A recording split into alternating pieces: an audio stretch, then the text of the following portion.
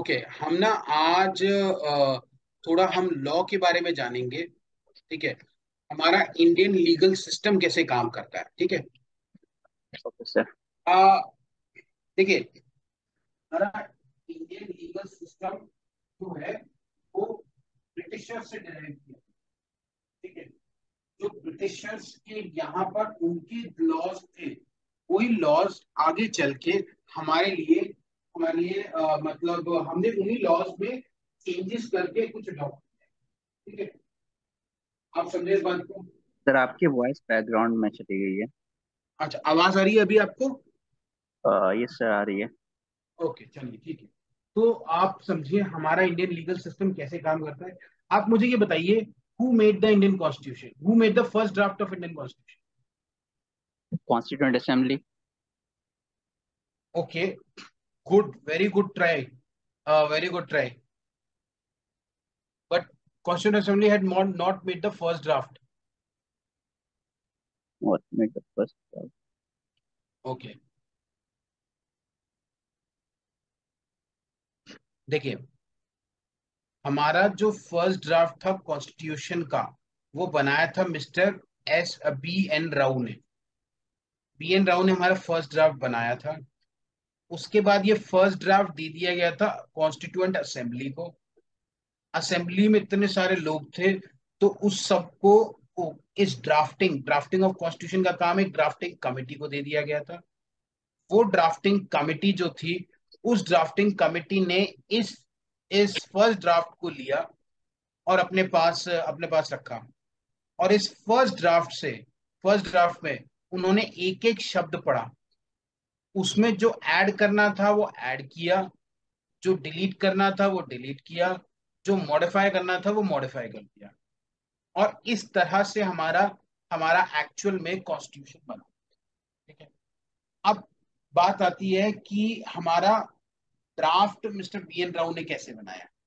Mister B N Rao ने हमारा draft कैसे बनाया। उन्होंने क्या करा, उस टाइम जितने भी वर्ल्ड में कॉन्स्टिट्यूशंस प्रेजेंट थे, चाहे यूके का हो, यूएस का हो, आयरलैंड का हो, साउथ अफ्रीका का हो, ऑस्ट्रेलिया का हो, ऑस्ट्रेलिया का हो, रशिया का हो, जितने भी कॉन्स्टिट्यूशन प्रेजेंट थे, उन सब कॉन्स्टिट्यूशन को अपने सामने रखा। और उन्होंने क्या करा, उन्होंने कॉपी पेस्ट कर दिया। कॉपी पेस्ट मतलब उनसे रेफरेंस लेकर के अपने इंडियन कॉन्स्टिट्यूशन में लिखना शुरू कर दिया। ठीक है। इसीलिए इसीलिए आपने देखा होगा, जैसे यूएसए में क्या है, health is a state subject. USA में क्या है, health is a state subject, state का सब्जेक्ट है हेल्थ। यूएसए में क्या है, health is a state subject. Yes sir. तो health is a state subject जैसे ही बोलते हैं हम, तो इसका मतलब क्या है कि हेल्थ इज अ स्टेट का मैटर है। मतलब क्या है इस बात का, कि जो भी काम करना है वो किसको करना है, स्टेट गवर्नमेंट को करना है। ठीक है, स्टेट गवर्नमेंट को काम करना है। तो क्योंकि ये यूएस के कॉन्स्टिट्यूशन में था, ऐसे ही वो कॉपी पेस्ट होकर इंडियन कॉन्स्टिट्यूशन में आ गया। Are we all clear with this? Yes yes sir. Sir. Any doubt? No sir. Okay okay. हमारा जो ये है, आप में से मुझे बताएगा कोई लेजिस्लेचर का काम क्या होता है? सर, लॉस को फॉर्मुलेट करना। वेरी गुड, लॉज को फॉर्मुलेट करना। और और एग्जीक्यूटिव का सर, क्या काम होता है? एग्जीक्यूटिव का काम होता है लॉस को इम्प्लीमेंट करना। ओके। और जुडिशरी का काम क्या होता है? उन लॉस की वैलिडिटी को चेक करना। वैलिडिटी को चेक करना। ओके। बेटर आंसर कुछ? सर जुडिशरी का।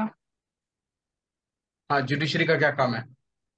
सर जुडिशरी बेसिकली ये देखती है कि जो लेजिस्लेचर ने लॉस बनाया है, पास किया है, वो as per the ethos of the constitution. For example, India में एक बेसिक स्ट्रक्चर का कॉन्सेप्ट है कॉन्स्टिट्यूशन का। तो अगर पार्लियामेंट या फिर कोई स्टेट लेजिस्लेचर ऐसा लॉ लाती है जो कि बेसिक स्ट्रक्चर से टकरा रहा है, उसके अगेंस्ट जा रहा है, तो वो उसको जो है स्ट्राइक डाउन कर सकती है। तो बेसिकली एक ओके। तरीके से कह सकते हैं उन लॉस को एसेस करना है। Yes sir. Okay, good, good. I think you are an UPSC aspirant. Okay. Yes sir. नहीं नहीं यस। नहीं, अब भाई मतलब ये यूपीएससी एस्पिरेंट ही आंसर दे सकता है, मुझे पता है। बट चलो, ठीक है, थोड़ा सा यहाँ कमी है। ठीक है, वो जो बोल रहे वो तो है ही है। इनका मेन काम होता है जुडिशरी का to interpret law. Yes sir. ठीक है, to interpret law. To interpret law का क्या मतलब है, ये समझते हैं। इंटरप्रिटेशन ऑफ लॉ मीन्स, जैसे मैं एक फेब्रिकेटेड एग्जांपल देता हूँ। Someone said poverty is a state of mind. ये किसने बोला था? अब्राहम लिंकन ने। नहीं, अरे भाई क्या बात बोल रहे हो यार। इ- राहुल गांधी ने इंडिया बोला की था बात भाई। कर रहे हैं, राहुल गांधी। हाँ, राहुल गांधी ने बोला था। Yes sir. ठीक है, अब मुझे ये बताओ, अब मेरा क्वेश्चन है आपसे, स्टेट का मतलब क्या है? क्या सर? स्टेट, स्टेट का मतलब क्या है? गवर्नमेंट। Sir government. स्टेट का मतलब गवर्नमेंट है। पार्ट मैं ऑफ द बोल रहा हूँ state. Poverty is a state of mind, और मैं पूछ रहा हूँ स्टेट का मतलब क्या होता है?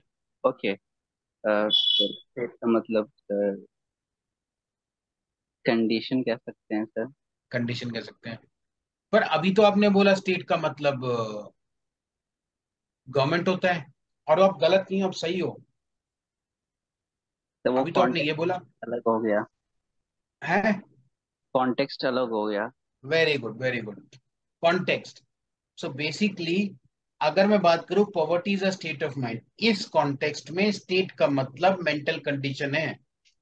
सुप्रीम कोर्ट यही काम करता है कि इस कॉन्टेक्स्ट में इसका मतलब क्या है, इसी को इंटरप्रिटेशन ऑफ लॉ बोलते हैं।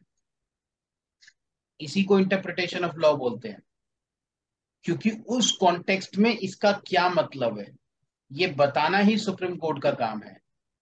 सुप्रीम कोर्ट का काम यही है कि भाई इस कॉन्टेक्स्ट में स्टेट का मतलब मेंटल कंडीशन है, अपने हिसाब से आप नहीं कर सकते हैं कि भाई इसका स्टेट में मतलब एक यूपी स्टेट बना दें, या हरियाणा स्टेट बना दें, या महाराष्ट्र एक स्टेट बना दें, नहीं।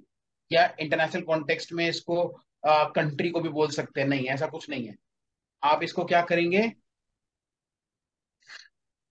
This is what it is called, it is called कि भाई इंटरप्रिटेशन ऑफ लॉ, क्या एग्जैक्टली उसका मतलब है। ठीक है, अब ये मैंने एक फेब्रिकेटेड एग्जांपल दिया था, अब आपको एक रियल एग्जांपल देता हूं मैं। क्या हुआ था, एक केस हुआ था। अब कौन कर रहा है आप में से यूपीएससी की प्रिपरेशन, मैं नाम बता सकता हूँ मेरे को please? तो आपकी आवाज कट रही है। मैं ये कह रहा हूँ कि आप में से कौन कर रहा है यूपीएससी की प्रिपरेशन? फरीद और शाहीन? दोनों। मैं तो नहीं कर रहा। Shine is not into that. अच्छा अच्छा अच्छा, ठीक है फरीद, चलो ठीक है। तो अब आपको एक पता होगा, एक there is an act which is called people's representation act. दो एक्ट बने हुए हैं, 1951 52 में बने हुए हैं। ठीक है, जिसमें कि बताया हुआ है कि भैया क्या क्या इलेक्शंस कैसे होने हैं उसके रिगार्डिंग। ठीक है, तो क्या था कि एक केस आया कोर्ट के सामने। मतलब क्या है इस, क्या क्या एग्जैक्टली सिचुएशन थी कि उसमें ये था कि भाई कोर्ट को एक वर्ड है, ये मैंने जो हाईलाइट किया हुआ है, हिज, HIS, हिज, हाईलाइट किया हुआ है ब्लू में। ठीक है, यस सर। इस हिज का इंटरप्रिटेशन करने के लिए बोला। अब सुनिए एग्जैक्टली था क्या। क्या था कि हमारे पीपल्स रिप्रेजेंटेशन एक्ट में लिखा हुआ है, I cannot say this to solicit votes. जैसे मैं हिंदू हूं इसलिए तुम मुझे वोट करो। अगर मैं ऐसे बोलता हूं तो मैं एक करप्ट प्रैक्टिस में इन्वॉल्व हूं, और मेरा कैंडिडेचर कैंसल किया जा सकता है। ठीक है, this is a corrupt correct. Practice, आप ऐसे यस नहीं बोल करेक्ट। सकते हैं। ठीक है, यस। तो अब क्या हुआ, लोग बहुत स्मार्ट हैं, तो उन्होंने ये बोलने की बजाय कि मैं हिंदू हूं इसलिए तुम मुझे वोट करो, उन्होंने ये बोलना शुरू कर दिया क्योंकि तुम हिंदू हो इसलिए तुम मुझे वोट करो। अब क्या हुआ, जब सुप्रीम कोर्ट ने हिज की इंटरप्रिटेशन करी, हिज की, तब उन्होंने ये बोला अब से ये दोनों ही अब से ये दोनों ही प्रैक्टिस, ये बोलना कि मैं हिंदू हूं इसलिए तुम मुझे वोट करो, ये तो करप्ट प्रैक्टिस है ही है। ये भी करप्ट प्रैक्टिस है कि अगर आप ये बोलोगे आप हिंदू हो इसलिए आप मुझे वोट करो, ये भी एक करप्ट प्रैक्टिस है। ये उन्होंने हिज के इंटरप्रिटेशन करके बताया। Okay. Are we all clear with this? Yes sir. Yes sir. समझ में आ गया? हम्म। हाँ तो चलो, अब तुम यूपीएससी वाले हो तो फटाफट से बता दोगे चीजें। सोवरेन मतलब क्या होता है? सर, खुद को गवर्न करने की आजादी, कोई हमारे गवर्नेंस में इंटरफेयर नहीं कर सकता, हमारे पास खुद की पावर है। अच्छा, सुजरेन मतलब क्या होता है? सुजरेन, सोवरेन मतलब तो गवर्न करने के लिए हमारे, सुजरेन मतलब, so earlier we were suzerain of British, now we are a sovereign country. ठीक है। Socialist, okay. Yes sir. Socialist मतलब, सर सोशलिस्ट मतलब कि जो पॉलिसीज हैं, प्राइमरीली पॉलिसीज इकोनॉमिक हैं पॉलिसी। इक्वालिटी को प्राइमरी। लाने के लिए है, बट ठीक यस है, sir. Very good. What do mean by secular? Equally. Equally secular का व्हाट? मतलब यानी कि डिस्क्रिमिनेशन नहीं करना ऑन द बेसिस ऑफ हाँ, रिलीजन। कौन नहीं रिलीजन और करेगा? Something like that. कौन नहीं स्टेट करेगा नहीं करेगा, डिस्क्रिमिनेशन? स्टेट नहीं करेगा। अच्छा अच्छा, बिल्कुल गलत बता रहे हो। सेकुलर का मतलब होता है the state will not have any religion, like yes. Pakistan is called Islamic Republic of Pakistan, but India is not called Hindu Republic of India. India is not called Christian Republic of India. India is not called Islamic Republic of India. India is called Republic of India. While Pakistan is called Islamic Republic of Pakistan. जो आप बता रहे हो वो उसके interpretation में आ सकती है बात। The state will not differentiate in policy, but secular का एग्जैक्ट मतलब क्या है? The state will not have any religion. Sir वैसे ये जो डेफिनेशन है कि स्टेट का कोई रिलीजन नहीं है, ये तो बेसिकली वेस्टर्न कंट्रीज में ने अडॉप्ट किया है। इंडिया में जो हम लोग कर रहे हैं बेसिकली वो ये है कि जो स्टेट है वो किसी एक रिलीजन को प्रेफरेंस नहीं देगा अगर वो किसी एक रिलीजन को इंडोर्स नहीं कर सकता। अगर इंडोर्स कर रहा है तो सभी ठीक ठीक रिलीजन को इक्वल प्लेटफॉर्म पे रखेगा। ठीक है ठीक है। अब there are two concepts, that is called positive secularism and negative secularism. ठीक है। Yes sir. हमारे यहाँ जैसे फ्रांस में है जो नेगेटिव सेकुलरिज्म है, ठीक है। Yes sir. मतलब सेकुलरिज्म का यही है, स्टेट का रिलीजन नहीं होगा। हमारे यहाँ पॉजिटिव सेकुलरिज्म है, मतलब क्या है कि हम दिवाली पे भी छुट्टी देंगे, हम ईद पे भी छुट्टी ईद पे देंगे, भी सुनते हम देंगे। क्रिश्चियन पे भी क्रिसमस। क्रिसमस पे भी छुट्टी क्रिसमस देंगे। में। ठीक है। यस। लेकिन इसका ये इसके इंटरप्रिटेशन का मतलब हो सकता है, लेकिन सेकुलरिज्म का मतलब सेकुलरिज्म ही होता है। उसका मतलब ये है कि स्टेट का कोई रिलीजन नहीं है, बस is as simple as that. वो इंटरप्रिटेशन में आती है जो बात कह रहे हो कि स्टेट कोई डिफ्रेंसिएशन नहीं करेगा। ठीक है। Because India adopts a concept called positive secularism. France में क्या है, नेगेटिव सेकुलरिज्म है कि नहीं भैया ऐसा होना ही नहीं है। इंडिया में पॉजिटिव सेकुलरिज्म है कि नहीं, मतलब ठीक है हम सबके लिए छुट्टी करेंगे। वहां पे क्या है कि हम किसी के लिए छुट्टी नहीं करेंगे, यहाँ पे क्या है सबके लिए छुट्टी करेंगे। Okay. What do mean bye democracy? Democratic. तब वोटिंग राइट्स होंगे लोगों को हाँ, और वो जो है वोट तो इसके लिए करेंगे। एक बड़ा फेमस फेमस के एक जगह पे, जगह का नाम आप मुझे बताएंगे। अब्राहम लिंकन ने एक बड़ी फेमस जगह पर एक फेमस 3 लाइन बोली थी, वो कौन सी थी? तो वो तीन लाइन तो ये थी कि democracy is by the people, to the people, for the people. For the people, हाँ। और कौन सी जगह जगह का पे नाम, बोली थी? जगह का नाम तो अमेरिकन मालूम रेवोल्यूशन, अमेरिकन रेवोल्यूशन, नहीं। ऐसे अमेरिकन सिविल वॉर, अगर अमेरिकन सिविल वॉर के टाइम पे बोली थी। तो the name of the place is Gettysburg, the famous Gettysburg address. Okay okay, sir. What do mean bye Republic? Sir Republic का मतलब है कि क्राउन नहीं होगा वहाँ पे, जो हेड ऑफ द स्टेट है वो इलेक्टेड होगा। Very good, very good, very good. Elected person. Elected होगा। तो yes, Republic, elected Republic person. में इलेक्टेड होगा। रिपब्लिक का दो शब्द से बना है, री और public, that means representative of public. UK में क्या होता है, वही वो क्वीन एलिजाबेथ की ही हेरिडिटरी चल रही है। इंडिया में कोई हेरिडिटरी नहीं चलेगी, कोई भी आदमी प्रेसिडेंट बन सकता है, वो बस इलेक्ट होके आना चाहिए, बस सिंपल सी बात, कोई भी बन सकता है। Okay, are we clear with this? Yes sir.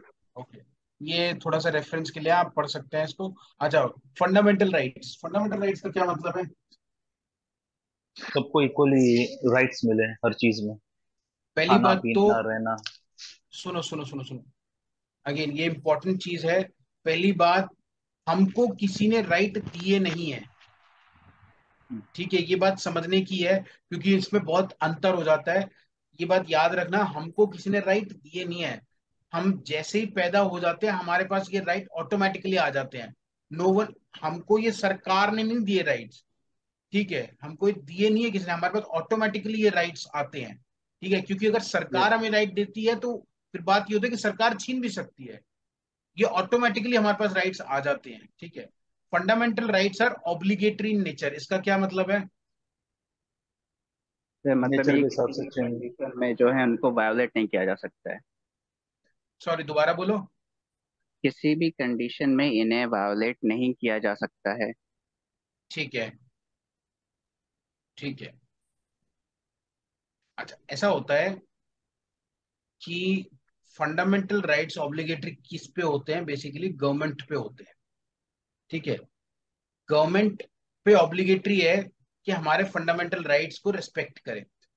वैसे ये हर इंडिविजुअल सिटीजन्स पे भी होता है कि मेरे फंडामेंटल राइट्स को तुम भी वॉयलेट ना करो और तुम्हारे फंडामेंटल राइट्स को मैं भी वॉयलेट ना करूं। और इन केस अगर मेरे फंडामेंटल राइट्स को कोई भी दिक्कत करता है, so I can go to Supreme Court and tell them to restore my right, so that can be done. Okay, ये ऑब्लिगेटरी इन नेचर होते हैं, ठीक है। ये सारे फ्री, ये तो आपको थोड़ा आइडिया होगा, इसमें तो कोई बात नहीं।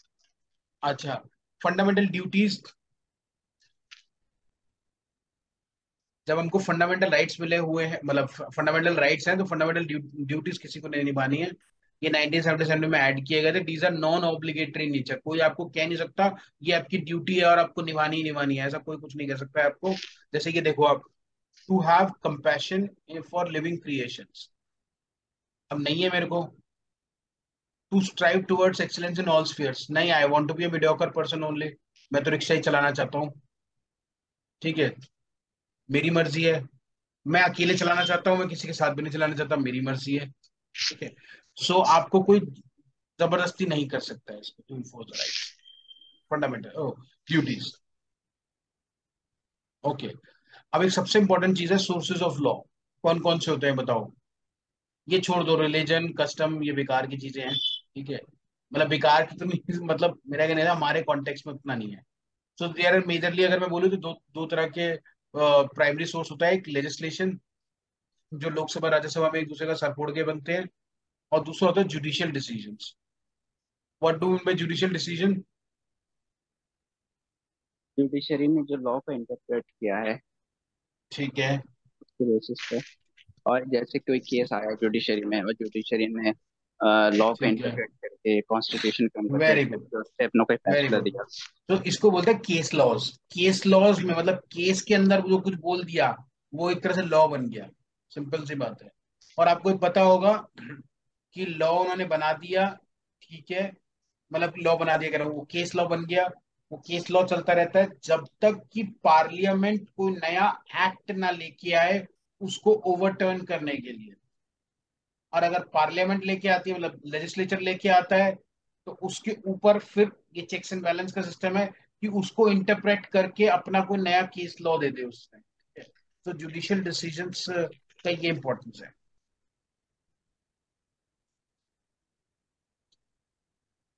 ये आप देख लीजिएगा। Primary source of law is parliament, state legislature and all that. Secondary source is the case laws. Types of laws, types of law में दो तरह के लॉज होते हैं, civil law and criminal law. Civil law में अगर कोई patient है, वो कहता है कि जी मेरा मैं हॉस्पिटल गया, वहां पे भी डॉक्टर को दिखाया, डॉक्टर ने डॉक्टर के लिए कंसल्टेशन के लिए पैसे दिए, बट डॉक्टर ने मुझे कंसल्टेशन नहीं दी, मैं सुबह से लेकर शाम तक वहीं बैठा रहा, तो you can go to court. अब ज्यादा ज्यादा वो सिर्फ कॉम्पनसेशन मांग सकता है, ये नहीं कह सकता कि इसको जेल भेजो, ठीक है। तो वो कोर्ट में बुलाया जा सकता है। कोर्ट में अगर ये प्रूव होता है कि हाँ भैया पैसे लेके इसको कंसल्टेशन नहीं दिया गया, तो कोर्ट क्या है, कॉम्पनसेशन डिसाइड करता है उस केस में। अच्छा, यहाँ पे एक सबसे बड़ी बात है, जो केस डालता है उसी को सब कुछ प्रूव करना है, जो केस डालता है उसी को सब कुछ प्रूव करना है, और किसी और को प्रूव नहीं करना है। ठीक है, जो केस डालता है उसको वही प्रूव करना है, उसी को प्रूव करना है कि ये केस में हुआ तो उसी को दिखाना पड़ेगा कि देखो ये कंसल्टेशन की फीस है जो मैंने पे की थी, ये वो है, ये वो है, वो है, ये सारी चीजें उन्हीं को। Are we all clear with this? Yes sir.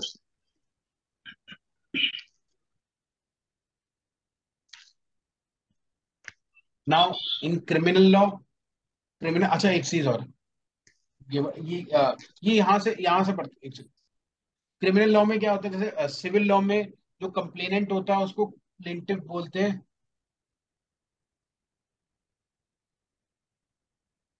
हम क्रिमिनल लॉ में उसको क्या बोलते हैं, प्रोसिक्यूटर, क्योंकि क्या होता है क्रिमिनल लॉज में, crime against an individual is crime against the society, और उसके अंदर क्या होता है कि डिफेंस, प्रोसिक्यूशन कौन करता है, सरकार, मतलब गवर्नमेंट करती है, दैट मीन्स पुलिस करती है।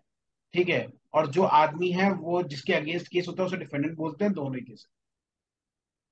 क्रिमिनल केसेस में the cases are brought by the government, और सिविल केसेस में द प्राइवेट सिटीजन लेके आते हैं। Government is known as the prosecutor criminal criminal case में, और सिविल केस में उसको प्लेंटिफ बोलते हैं। क्रिमिनल केस में प्रोसिक्यूटर के ऊपर बर्डन होता है, हाँ जैसे एकदम सही हाँ। प्लेंटिफ के केस में सिविल केस में प्लेंटिफ पे बर्डन होता है प्रूव करने का, क्रिमिनल केसेस में प्रोसिक्यूटर पे होता है सारा बर्डन प्रूव करने का। अच्छा, अगर सिविल केस में डिफेंडेंट हार जाता है तो ही इज लाइबल, क्योंकि कॉम्पनसेशन ही देना होता है। ठीक है, और अगर क्रिमिनल केस में हार जाता है तो उसको जेल होती है, और उसे गिल्टी बोलते हैं, guilty. Usual penalty is prison. Criminal cases में आपको पैसे की पेनल्टी भी दे सकते हैं, और पैसे की एडिशनली दी जा सकती है। ठीक है, बट जेल तो जाने ही जाना पड़ेगा। Are we all clear? Yes. Okay, अब कॉन्ट्रैक्ट लॉ हमारे लिए जानना बहुत जरूरी है, क्योंकि एक कॉन्ट्रैक्ट जो है ये एक सबसे इंपॉर्टेंट चीज है। कॉन्ट्रैक्ट दो पार्टीज के बीच में होता है कॉन्ट्रैक्ट। ठीक है, हॉस्पिटल में हजारों कॉन्ट्रैक्ट्स होते हैं, हजारों किस्म के कॉन्ट्रैक्ट्स होते हैं कि दवाइयां ली हैं, मशीन ली है। ठीक है, इनफैक्ट अगर कोई पेशेंट कंसल्टेशन देने के लिए आप कंसल्टेशन लेने के लिए आता है पे करता है, जैसे ही उसने पे किया that means he is under the contract. ठीक है, IPC, can you tell me what is IPC?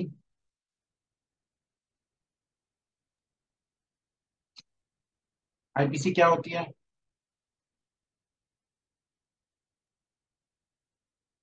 IPC क्या है? Am I audible? Yes, sir, you are audible. हाँ तो बताओ आईपीसी। सर मतलब आईपीसी इसके अंदर वो लॉज हैं जो कि ऑफेंसेस और क्राइम्स को रेगुलेट करते हैं, जो इसने अच्छा ठीक है, इंडियन टेरिटरी पे अगर किसी ने कोई क्राइम किया है तो उसको रेगुलेट करता है, उसकी प्रोसीडिंग्स कैसे होंगी, उसके एविडेंसेस को कैसे कलेक्ट किया जाएगा, ये सारी चीजें। अरे भाई भाई भाई भाई, बात कर रहा है यार, दैट इज सीआरपीसी। ठीक है, criminal procedure code, it is a substantial code, it is a substantial law. तो इसके अंदर आईपीसी के अंदर आईपीसी दो काम करता है। IPC defines a crime first, and secondly provides punishment to the crime, कि भाई इसके लिए कितना पनिशमेंट होना चाहिए। ये दोनों दो चीजें करता है। जो आप बता रहे हो कि भैया बेल कैसे लेनी है, ये सब क्रिमिनल क्रिमिनल प्रोसीजर कोड में लिखा है, मतलब procedural code. It is a substantial law, वो प्रोसीजरल लॉ है, ये सब्सटेंशियल लॉ है। Are be clear with this? इसका एक सिंपल काम है, डिफाइनिंग द क्राइम। डिफाइन करना क्राइम, ये क्राइम क्या है। ठीक है, अगर मैं रेप की बात करता हूँ तो सेक्शन 375 में रेप लिखा हुआ है, रेप क्या होता है उसकी डेफिनेशन दी हुई है। नाउ अगर मैं उसकी पनिशमेंट की बात करता हूँ, सेक्शन 376 में उसकी पनिशमेंट दी हुई है। ठीक है, रेप होने के लिए, जैसे उन्होंने इसमें लिखी हुई है ये बात, पेनिट्रेशन होना बहुत कंपलसरी है, जब तक पेनिट्रेशन नहीं है तब तक वो रेप नहीं है, उसे रेप नहीं कहेंगे। क्यों? क्योंकि rape is a grave offence, और molestation is a comparatively lighter offence. तो मोलेस्टेशन के लिए आपकी जो सजा है वो कम है, और रेप के लिए सजा है वो ज्यादा है। ठीक है, are we clear with this? Yes sir.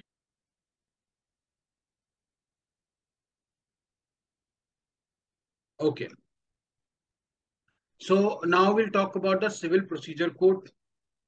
Civil procedure code में क्या है कि प्रोसीजरल लॉ है अगेन ही, जैसे क्रिमिनल प्रोसीजर कोड है, जैसे सिविल सिविल केसेस में power of procedure of filing a case, कितनी किसी की फीस होगी, किसकी क्या जुरिस्डिक्शन होगी, क्या उसे अपील कर सकते हैं, कैसे कैसे करना है, वो प्रोसीजर को बताता है प्रॉपरली। ठीक है, ऐसे ही क्रिमिनल प्रोसीजर लॉ है जो हमें क्रिमिनल केसेस में प्रोसीडिंग्स रखनी है। ठीक है, ये रिट्स हैं, मैं उनको पढ़ा नहीं रहा हूँ अभी। ठीक है, नाउ हमारा इंडियन जुडिशियल सिस्टम में सुप्रीम कोर्ट, हाई कोर्ट, ये सब होता है। हर केस, हर डिस्ट्रिक्ट में डिस्ट्रिक्ट कोर्ट होता है, उसके ऊपर एक हाई कोर्ट होता है और सबसे ऊपर एक सुप्रीम कोर्ट होता है। ठीक है, अब ये सुप्रीम कोर्ट के, हाई कोर्ट के बारे में पढ़ लेना आप। नाउ सबसे इंपॉर्टेंट चीज, what is quasi judicial system? Anyone?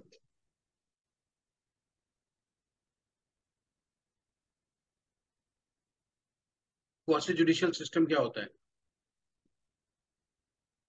तो मतलब कोर्ट्स के अलावा जो जो एंटिटीज हैं जो कि किसी भी केस को एंटरटेन करती हैं वो आ जाती हैं क्वास एग्जीक्यूशन में। Okay, good good good, anyone else? तो जैसे कि हमारे ट्राइब्यूनल्स हैं, very good, very good, very good, NGT very good, वगैरह हो गया। Very good, very good. तो ट्रिब्यूनल्स वगैरह को हम क्या बोलते हैं? Quasi judicial system. बेसिकली अगर मैं सिंप्लीफाई करूं तो these are called the specialised courts. Specialised court.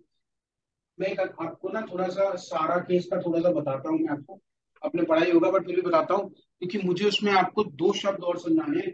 What is order and what is judgement? आपको डिफरेंस पता है ऑर्डर और जजमेंट में? No sir.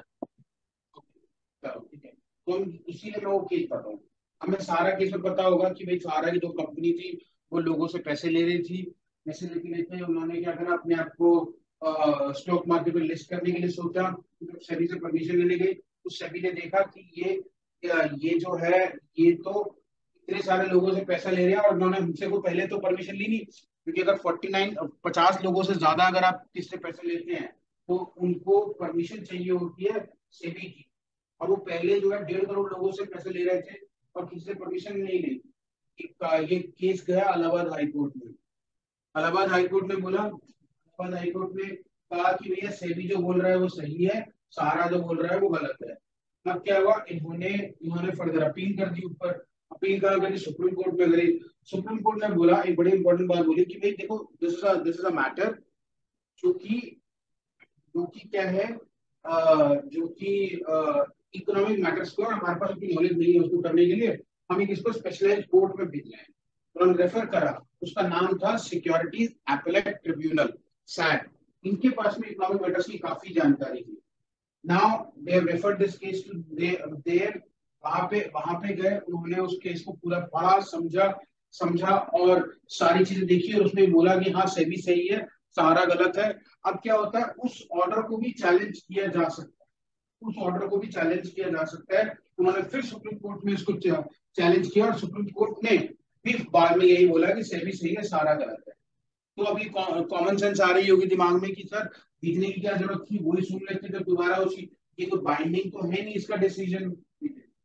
अब समझो, there is something called judgement and there is something called order. When we are talking of order, order की बात कर रहे हैं, तो ऑर्डर कैन बी इंटरिम और फाइनल।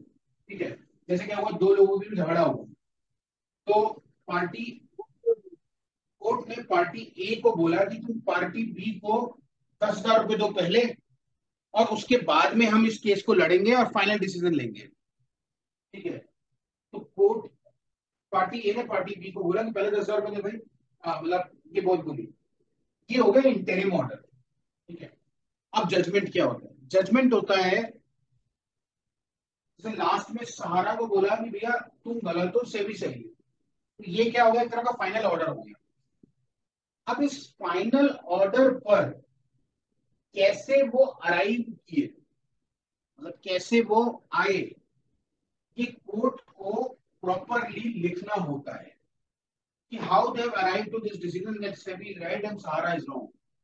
उन्होंने पूरी पूरी बात मेरी, पहले सेबी ने ये केस डाला, फिर सहारा ने ये रिप्लाई दिया, फिर सेबी ने फिर ये काउंटर रिप्लाई दिया, फिर सहारा ने फिर ये रिप्लाई दिया, सहारा ने ये, सेबी ने ये एविडेंस दिया, सहारा ने वो एविडेंस दिया, सहारा ने, सेबी ने ये करा वो करा ऐसे करा, इसकी गवाही उसकी वो, ये हुआ वो हुआ ऐसा हुआ वैसा हुआ।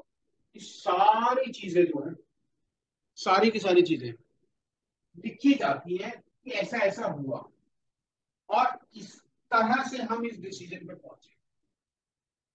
इसको बोलते हैं हम, इसको क्या बोलते हैं हम, जजमेंट। क्या बोलते हैं इसको, जजमेंट। जजमेंट। ये जब हम राइटिंग में देते हैं, आपने सुना होगा इसका जजमेंट एज पास हुआ 200 पेज का, 250 पेज का, 700 पेज का। आई थिंक सबसे बड़ा आज तक जजमेंट जजमेंट जो है वो I think Kesavananda Bharati case का ही है, 700-800 पेजेस का था।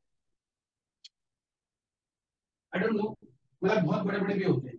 इसलिए बात लिखी जाती है how they have arrived to such a decision, इसको बोलते हैं जजमेंट। अब क्या होता है, जब भी कोई केस चैलेंज होता है तो उसमें ऑर्डर ऑर्डर भी चैलेंज होता है, बेसिकली डिसीजन होता है, फाइनल डिसीजन होता है, तो जजमेंट को चैलेंज किया जाता है। मतलब एक इलाहाबाद हाई कोर्ट ने जजमेंट दिया होगा, अब इस इलाहाबाद हाई कोर्ट के जजमेंट को मैंने सुप्रीम कोर्ट में चैलेंज किया, समझे आप, सुप्रीम Your कोर्ट में voice is चैलेंज not किया। clear. Your voice is not clear. Am I audible now? Yes, sir, you are audible, but it is indistinct. अच्छा, तो मतलब इसमें क्या होता है कि, इसमें क्या होता है कि भाई कोर्ट ने मतलब जजमेंट चैलेंज होता है एक कोर्ट से अपर कोर्ट में, उस जजमेंट को बोला जाता है कि भैया ये जजमेंट चैलेंज किया जाता है। वो जजमेंट बहुत इंपॉर्टेंट होता है, उसी को कोर्ट में चैलेंज किया जाता है, रेगुलरली चैलेंज किया जाता है। ठीक है, is it clear with everyone? Yes, sir. ठीक है।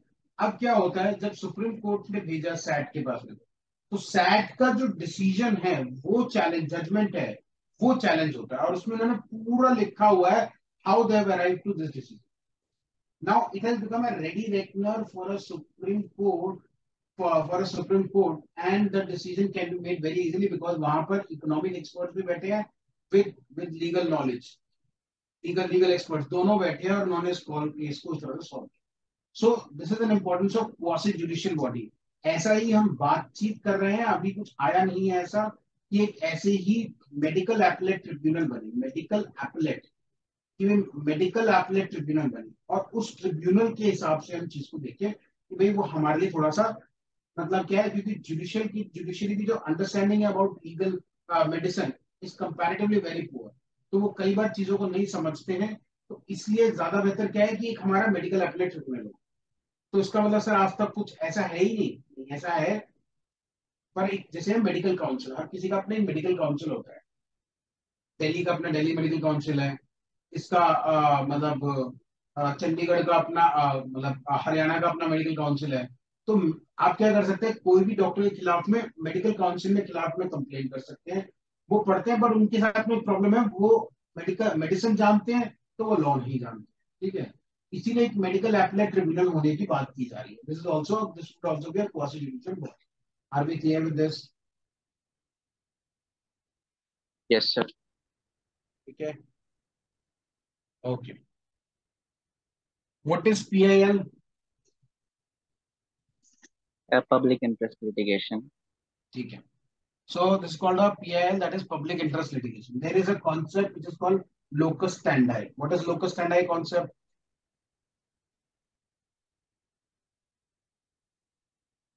Any idea what do we understand by locus standi concept? No, sir. No, locus standi मतलब जिसको प्रॉब्लम है वही केस डालेगा, लोकस स्टैंडा है। दैट मीन्स अगर मुझे कोई प्रॉब्लम है तो मैं ही केस डालूंगा और कोई केस नहीं डालेगा।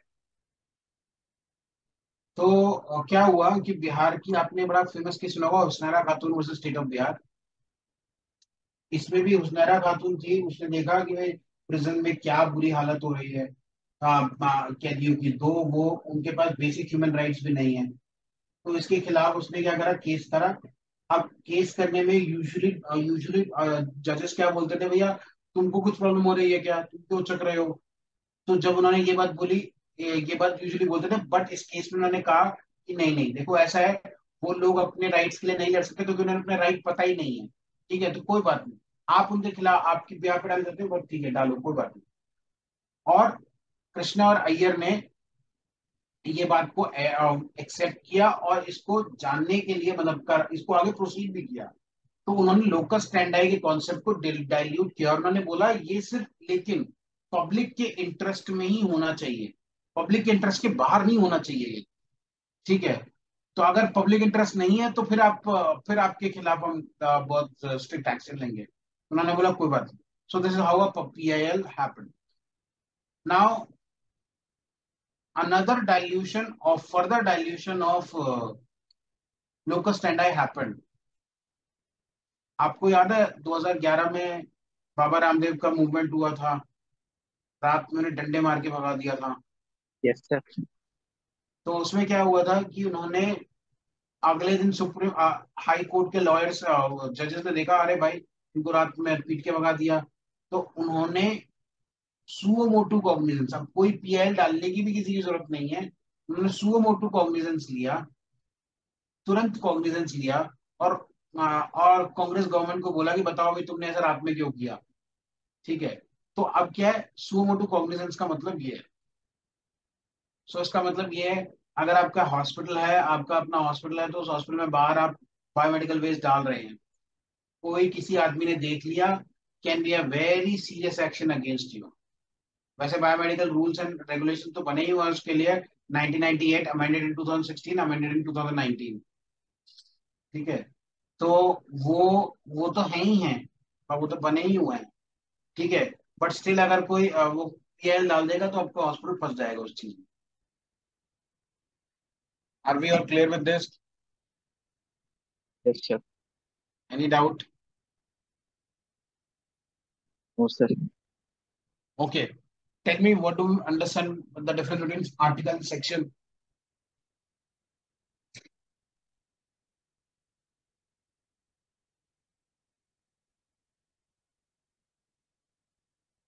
आर्टिकल और सेक्शन में क्या अंतर है?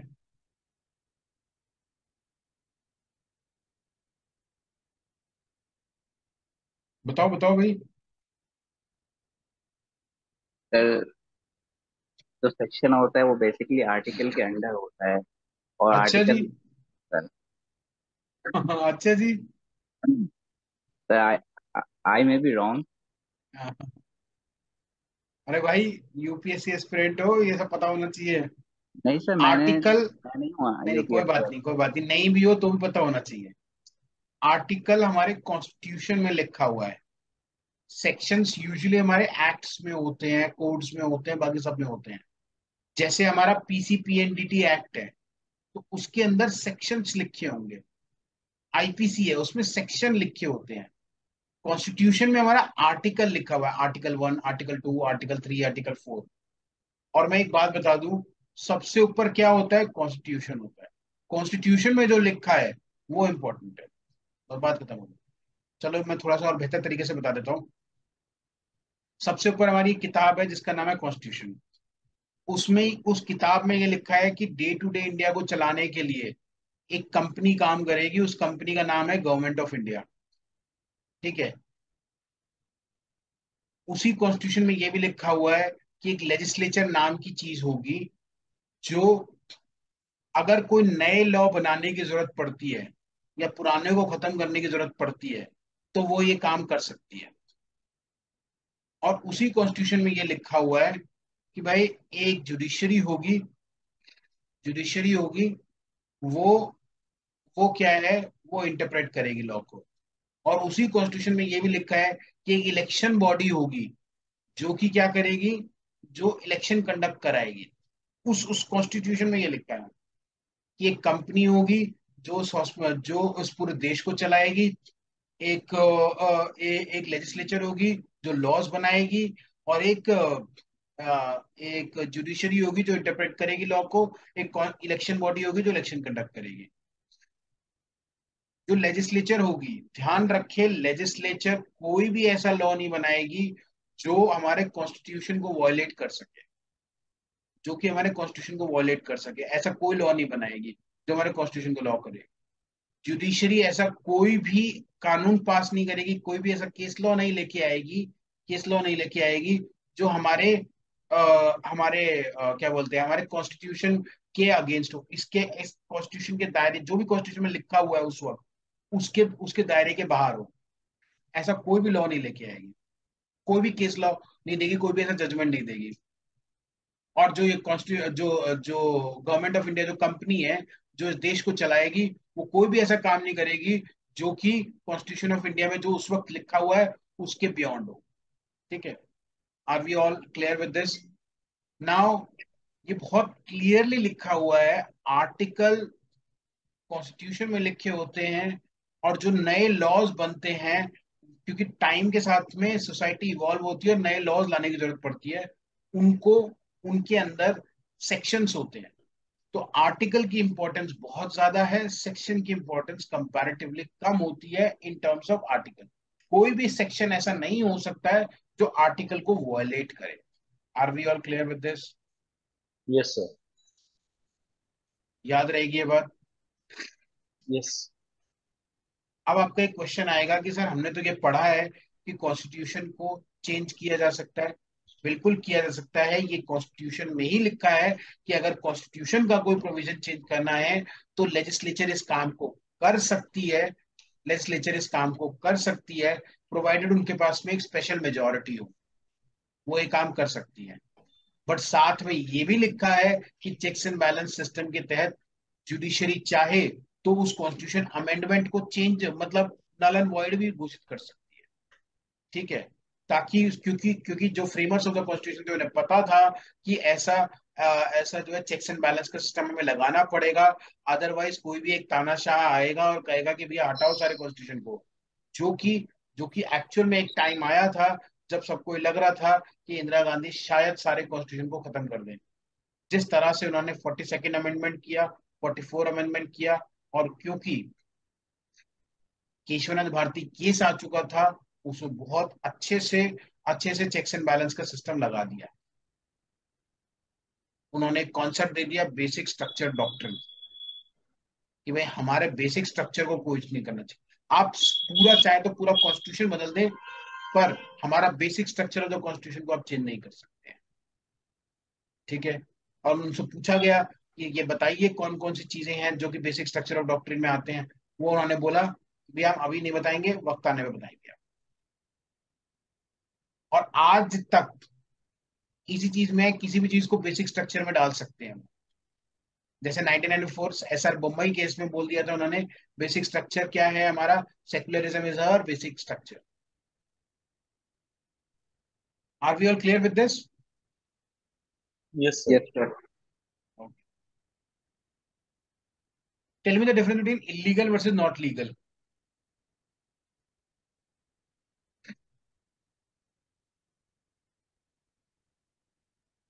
सर इलीगल का मतलब हो गया कि जैसे कि वो पेनल्टी है उसके ऊपर, वो बिल्कुल प्रोहिबिटेड है।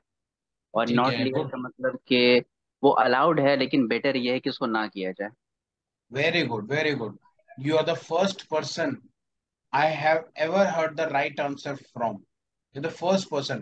मैंने कम से कम हजारों, हजारों तो ज्यादा हो गए, मतलब हाँ, कम से कम 500 फोरम्स पे पढ़ा चुका हूं मैं, लेकिन आज तक मुझे किसी ने इसका सही आंसर नहीं दिया। You are the first person given me the right answer. Illegal is, Well done. Thank you sir. अगर आप इलीगल कोई काम करते हैं तो आपको जेल हो जाएगी, जेल में बंद कर देंगे। नॉट लीगल मतलब there is no legal protection available. ये याद रखना वर्ड, मतलब बेहतर वर्ड ये है बोलने के लिए, there is no legal protection available. जैसे इलीगल है कोई, जैसे बिटकॉइन में अगर किसी ने इन्वेस्ट किया, ठीक है, और अगर सरकार बोलती है कल से कि भैया investing in bitcoin is illegal, तो इसका मतलब भैया इलीगल है। अगर आपको करते पकड़ा गया तो आपको जेल भेज दिया जाएगा। अगर क्योंकि सरकार बोलती है investing in bitcoin is not legal, तो इसका मतलब कि भाई आप चाहो तो आप कर सकते हो, लेकिन कल को अगर कोई फ्रॉड हो गया तो हमारे पास मत आना। ठीक है। एंड थर्ड इज लीगल, अगर वो बोलते हैं कि investing in bitcoin is legal, that mean there is a legal protection available. आप आ सकते हैं, मतलब आपने इन्वेस्ट किया है, आप आपके साथ फ्रॉड हो गया, आप हमारे पास आइए, हम उसके फ्रॉड के लिए आपको हेल्प करेंगे। So there is legal protection available. Very good Shaheen, you have given the right answer. Yes sir. Okay, very good, I am really impressed. Thank you sir. और मैं एक बात और बता दूं, आई थिंक आप शायद यूपीएससी के एस्पिरेंट्स हैं तीनों के तीनों, ठीक है?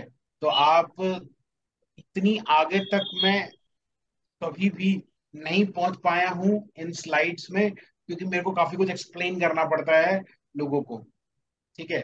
तो वो मतलब मुश्किल से, जैसे अभी हमने अप्रोक्सीमेटली हमने काफी स्लाइड्स कवर कर ली हैं, ठीक है? क्यों? क्योंकि आपको थोड़ा आइडिया पहले से था। Okay, what is the difference between rules versus law?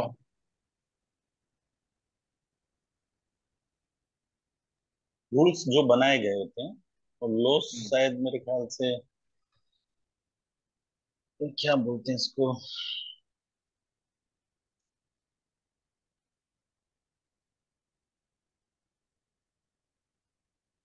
Okay, shine can you से ट्राई? कुछ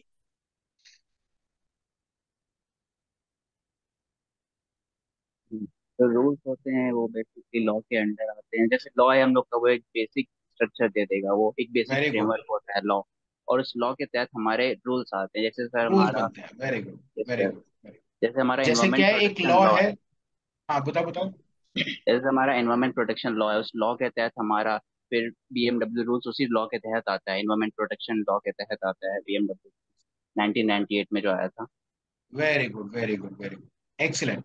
सो बेसिकली क्या है, लॉ मतलब मोटी मोटी चीज बताता है कि भैया sex determination is a crime, बस ये बता दिया उन्होंने।